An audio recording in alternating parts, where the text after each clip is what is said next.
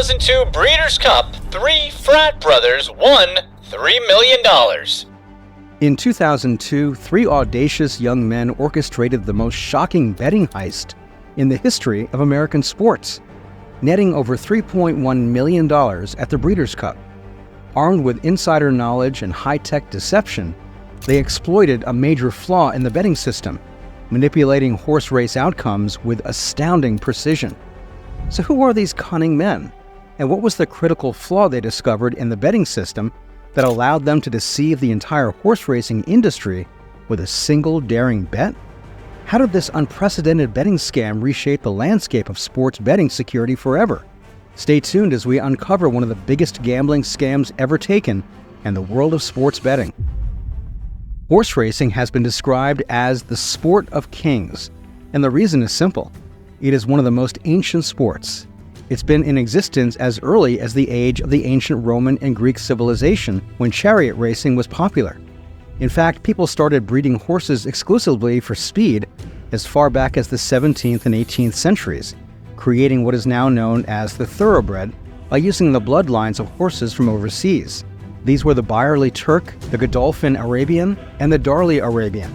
All these 3 lines were the founding fathers of horse racing, ranging from running over obstacles to running on different track surfaces and over different distances. Also, every racehorse known today is descended from them. But today isn't really for history. Let's just drift far from that. See, although horses are raced purely for sport, the major reason why a lot of people are interested in them is because of the gambling associated with them. In 2019 alone, the activity generated a worldwide market worth around $115 billion. Many horse races have a gambling station where gamblers can stake money on a horse. Also, the odds of winning big at the racetrack can be hundreds or even thousands to 1 against. Even at that, only a few get that far, and some don't even claim their winnings. However, 3 young men are familiar with millions of dollars from dropped and lost race tickets that are uncashed each year. These individuals would eventually carry out what is considered the largest betting scandal in American sports history after rigging the betting system at the Breeders' Cup. So how could these young men carry out the scandal that could rival baseball's infamous Black Sox of 1919? It all started with the mastermind, a senior computer programmer at Untold, a company that processed many of North America's horse racing bets at that time. On a fateful day, he discovered some uncashed tickets on his company's computer. The tickets were worth hundreds of thousands of dollars. That's a whopping sum of money. An idea struck his mind. He could claim the tickets and have the money to himself. So he thought of how to do that without raising suspicion. That's a problem on its own. Another problem is that he was an Untold employee, and by virtue of his position, he's disqualified from making wagers himself. And even if he did, he was a familiar figure at the tracks, so his cover would be easily blown. To solve the problem, he sought the help of 2 friends. The 3 of them were members of the Tau Kappa Epsilon fraternity at Drexel University in Philadelphia in the 1990s. The mastermind decided to put his plan into action. Using the company's computers, he printed tickets with serial numbers that were uncashed. He then gave one to one of his friends who was willing to take a gamble. The friend did as he was told. Armed with a fake winning ticket, he set off to New York area racetracks and was ready to turn the tables in their favor. He slipped the tickets into the betting machines like a magician performing some hand tricks. The machines returned cash winnings, unaware of the scam being pulled right under their noses. They did what they were programmed to do after all. Within a month, they were able to rake in about $6,000. That's actually a case of winning a jackpot without buying a ticket. With the ill-gotten gains in their hands, they wasted no time and split the winnings. The friend used his share to live a high life. That's what he's been craving for in times past. From Los Angeles to Miami to even Las Vegas, he spared nothing in indulging in a life of luxury. Little did he know that the ride was just about getting bumpy. The mastermind realized that he could be tracked down eventually, especially when the owners of the unclaimed tickets began to show up to cash out their tickets. So he thought of a way they could not only get a big payoff, but also cover their tracks more effectively. That's where the story began to get more interesting. Finally, the idea came through. He would go for the Ultra Pick 6 in the Breeders' Cup, the richest day in American horse racing. The pick six bet is the holy grail of horse racing for the wagering community of the sport. The bet, which offers its payout in a six-figure range, requires picking the winners of 6 consecutive races of the competition: the Classic, Turf, Sprint, Distaff, Juvenile, and Mile, making it extremely difficult to hit. It was indeed a formidable bet that separated the amateurs from the pros. But the mastermind saw it as more than just a bet. To him and his friend, it was an opportunity to pull off the ultimate heist. That's a heist with the promise of a 6-figure payout. They got prepared, ready to take the gamble of a lifetime, with their sights fixed on the grand prize. At that time, Autotote handled 65% of the wagers in North America, and the mastermind not only had high security access to these systems, but also designed many of them. But he couldn't do it alone, so he turned to another accomplice, his second friend. Now, here's the deal. At the time, all live wagers placed at several off-track betting parlors around the country after a second race of a pick 4 and the fourth race of a pick 6 were forwarded to Autotote headquarters in Newark, Delaware. The mastermind uncovered a critical flaw in Autotote's operations: a half-hour delay between the end of the second or fourth race and when the live wagers were forwarded. That window of opportunity gave him the perfect time to perform the trick.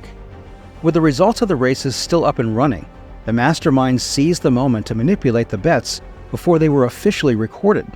See it as a way of rewriting history in real time. For the mastermind and the accomplice, it was a process to rewrite their fortunes. Pulling off a scheme of that magnitude required more than just luck. It was also intimate knowledge of the inner workings of the tote system and the ability to manipulate it. And as luck would have it, the mastermind was no ordinary player in the game. He was a super user, having the highest level of access at Autotote and also overseeing the maintenance of the entire network. But that was just a piece of the puzzle. The mastermind knew that to truly succeed, he needed the perfect combination of a vulnerable OTB parlor and a seamless way to execute his plan without raising suspicion. Catskill Off-Track Betting Corporation in Pomona, New York, perfectly fits the description of an OTB with fairly weak security. Going further, he had his friend set up an account at Catskill and also place bets via phone. Unlike other OTB parlors, Catskill didn't require the bettor to be physically present to open an account and also didn't have a transaction history file. Most outlets transmit wagering information to the host track immediately after a race starts. Such transmission may also include audio recordings of every bet placed over the phone. The essence is to determine if the original wagers matched the final tickets. And since Catskill OTB had no recording, there's no way to know the original bet. In other words, it was very easy to alter bets. Besides, the mastermind would be setting up the system himself, so he knew how it could be manipulated.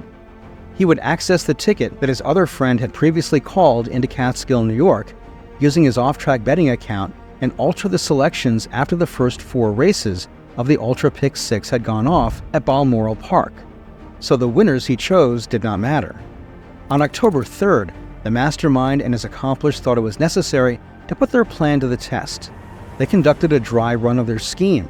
The mastermind's partner bet on the Pick 4 harness race at Balmoral Park. After the first 2 races, the mastermind swung into action. He logged into the system to alter the original bets on the first 2 races. He carefully picked every horse in the last 2 races, thus setting the stage for a huge payout. Altogether, he netted $80,000 in winnings, but that's not all they actually wanted. 2 days later, the partners repeated the pattern at Belmont Park. This time they targeted the coveted Pick 6 jackpot, and once again, their efforts paid off, netting them an impressive $100,000. With the success recorded in the dry runs, the partners knew they were onto something big. Full of confidence and their regular taste for victory, they set their sights on the grand jackpot, the Ultra Pick 6 in the Breeders' Cup. Before we proceed, let's uncover the faces behind the scheme. The mastermind was Chris Harn. He was the one who conceived the audacious scheme. He only enlisted his friends, Derek Davis of Baltimore and Glenn De Silva of New York. Harn had approached De Silva, suggesting to him how they could make a few quick bucks. While they were at university, De Silva and Harn were roommates. Harn was a shy but talented computer whiz kid in his freshman year. He helped De Silva with computers, and De Silva, who was very charismatic, helped Harn socialize. At a point, De Silva dropped out of college and moved to Manhattan. He couldn't get a stable job as he got laid off several times. He decided to take solace in the use of drugs. He even got arrested for cocaine possession. So when Harn approached him, he was at a very low point, financially and emotionally. You would understand why he was so quick to grab the opportunity to earn some bucks. What would you have done if you were in his shoes? De Silva accepted Harn's offers and helped him cash out the unclaimed tickets. Racing officials were never aware of the scams, and that was because it was a relatively small payoff. After all, that's the beauty of a scam, as thought by Harn and De Silva. However, as for the other plan involving the big jackpot, Harn sought the help of Davis, another fraternity brother. He thought that using De Silva for the plan might make the authorities place him on watch. Harn had Davis open an account at the Catskill OTB in New York. Davis called Catskill from his home in Baltimore to buy a $12 pick-six ticket, picking one winner in the first 4 races. The much-anticipated Breeders' Cup World Thoroughbred Championships finally arrived on October 26, 2002. It was scheduled to be held at Arlington Park in Arlington Heights, Illinois. Despite the grand nature of the occasion, Harn found himself facing an unexpected setback, an off day. With such a development, he isn't expected to be in the office, and if he did, it might raise some eyebrows. However, Harn seemed to be undeterred by the circumstances. He wouldn't have allowed an off day to thwart the plan he'd waited so long to execute. Despite that, he went ahead to execute his plan with precision and tact. Under the guise of going to work, Harn entered his office at Untold. He remotely ejected the backup tape at Catskill before the first race commenced to cover his tracks. With that, he already laid the groundwork for his grand scheme. When the races were up, Harn constantly communicated with Davis, strategically coordinating their moves to evade detection. As the 4th race went underway, and half an hour before the anticipated turf event, Harn hacked into the system and tracked down Davis's bet. He changed his original bet to reflect the actual 4 winners, a move to help them turn in funds to themselves. After having the Catskill techs reinsert the tape, he bet on every horse running in the Turf and Classic, assuring he would win. But Harn wasn't done yet. With the Turf and Classic races approaching, he employed a tactic known as betting the wheel, selecting every horse to win. With the odds in their favor, there was simply no way they could lose. And as the races drew to a close, Harn and his accomplice found themselves in possession of a ticket that defied the norms of horse race betting. The ticket had singled the first 4 winners, which included 2 long shots, and had all the horses in the final 2 legs, ensuring a sure piece of the giant payoff pick-6 pool. To break things down, Davis used 1 horse on each ticket in the first 4 races of the pick-6. In the last 2 races, he used every horse in the field in both races. Each base ticket cost $192, and Davis spent $1,152 altogether.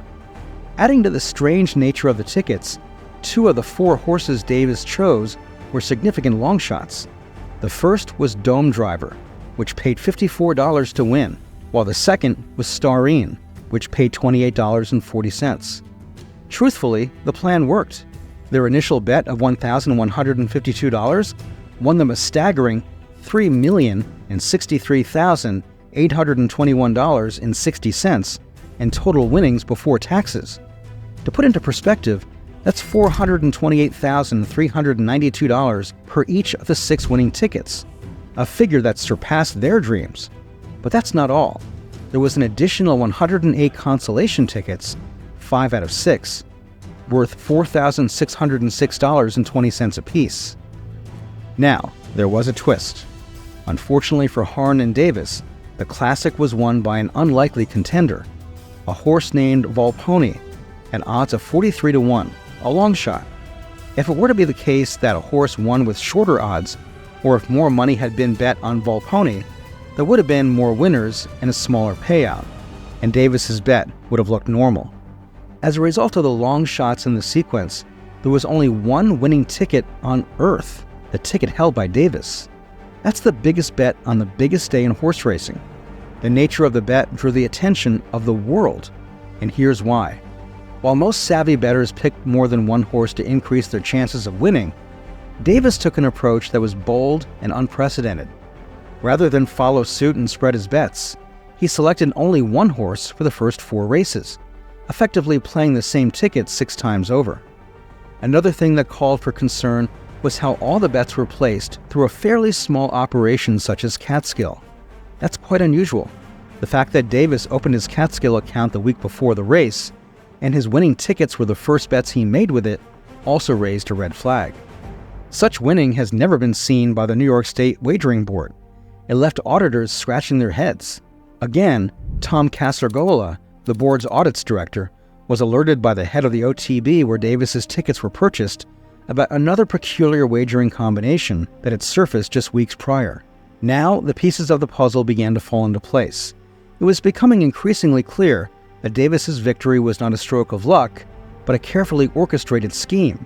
The OTB executive was referring to De Silva's pick-6 win at Belmont. The New York Racing Association wasted no time launching a full-scale investigation. It wasn't long before they identified the winners of the 2 suspicious bets as De Silva and Davis. As a first step, the board ordered Arlington Park and Catskill not to pay out Davis's winnings, although $2 million had been deposited in his account, while Uncle Sam withheld $1 million for tax purposes. The New York State Police, FBI, and the U.S. Attorney for the Southern District of New York later joined the investigation. Authorities went on to trace the connection between the 2 winners and discovered that they had both shared the same address some years earlier. Remember their Drexel University fraternity house? Apart from these 2, one other person lived there as well, Chris Harn, the computer programmer for Autotote. At that point, they had a clue of those involved, but there was no evidence to nail them. Although Harn and Davis became nervous, they knew there was absolutely nothing they could do other than to claim that the bet was legitimate. To salvage the reputations and mounting accusations, Davis made a bold move. He took his case to the press. He staunchly maintained his innocence. He attributed the astronomical winning to a stroke of luck. He intended to make a $2 bet, but eventually made a $12 bet. Subsequently, he challenged his accusers to produce any evidence of malfeasance. He took the step further by hiring a lawyer, contending that his payout was simply the product of astute handicapping and wagering rather than any illicit activity. Investigators kept wondering how it was possible to have picked the same 4 winners for the first 4 races on every bet and every possible combination of horses in the last 2 races. Then they reached a conclusion. Someone must have hacked into the system to change the ticket. And hacking into the system would require someone at the tote company, in this case Autotote, with a password. The wagering company Autotote was approached and immediately suspected of having an inside job, leading it to question all of its employees in Newark. It wasn't long before it was discovered that Harn was in the office on the day of the race, despite not being scheduled to work. Investigations revealed that he had the password and access to the system. So, they discovered that he had tapped into the system and altered Davis's ticket after the first 4 races. It's time for Harn to clear himself from the mess he found himself in. But he couldn't, as he faced a barrage of incriminating evidence. Due to his inability to provide a plausible explanation for his actions, including what he was doing at work in the first place, he was fired. Autotote turned over the results of its investigation to New York State and federal officials for further investigations. Upon further investigations, it was discovered that De Silva's bets at Balmoral and Belmont were similar to the larger bet Davis made at the Breeders' Cup. The New York State Police went on to seize computers from Autotote and Harn's house while subpoenaing Harn's phone records. Authorities also discovered numerous call exchanges between Davis and Harn, as well as witnesses who saw Harn logged into the Catskill website while on the phone. At that point, Harn had no better option than cooperating with investigators. The most damning evidence was probably an email message Harn sent to De Silva on October 25th, the day before the Breeders' Cup. In the message, Harn asked De Silva to send checks of $6,500 and $25,000 to pay off Harn's car loan and second mortgage, respectively. Bob Bork, president of Sam Houston Race Park, expressed concerns about the scam that rocked the racing industry, stating, "It's a little scary. It's obviously a huge concern for everyone in the business. But how about those outside the industry? The discovery of the scam could raise other questions, such as if a similar thing had been occurring in the racing industry for years, the safety of every wager, or the kind of long-term damage the scandal would do. In response to these questions, Bork believed it was difficult to tell, and hoped it wouldn't affect the confidence of fans of the horse racing industry, despite being the talk of the town at that time.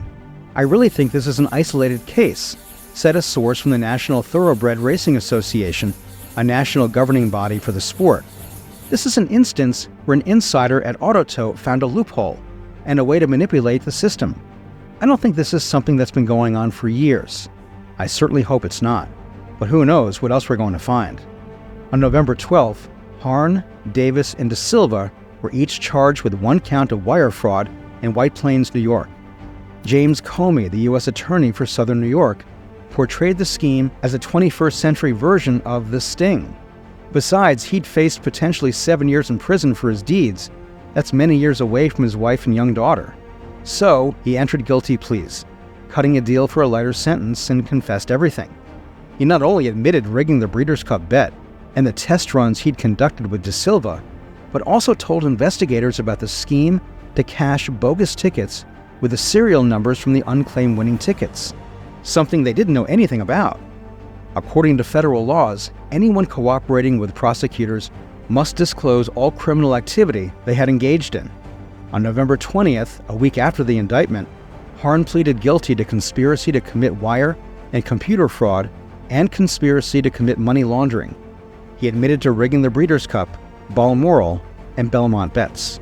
He also admitted to bilking legitimate winners out of $92,500 with his duplicate ticket scheme. On December 11th, De Silva pleaded guilty to similar charges, but claimed he didn't know Davis was on the scheme and never took part in the Breeders' Cup bet. The next day, Davis pleaded guilty to conspiracy to commit wire fraud and gave up all claims to the money. Although the 3 frat brothers never got their hands on the big jackpot, they already stole enough from the other races to pay off house and car loans, including cocaine. On March 20th, 2003, Harn was sentenced to a year and a day in federal prison after spreading the blame to the frat brothers. Davis and De Silva, who both downplayed their roles in the scam and asked for leniency, still bagged 37 months and 2 years respectively.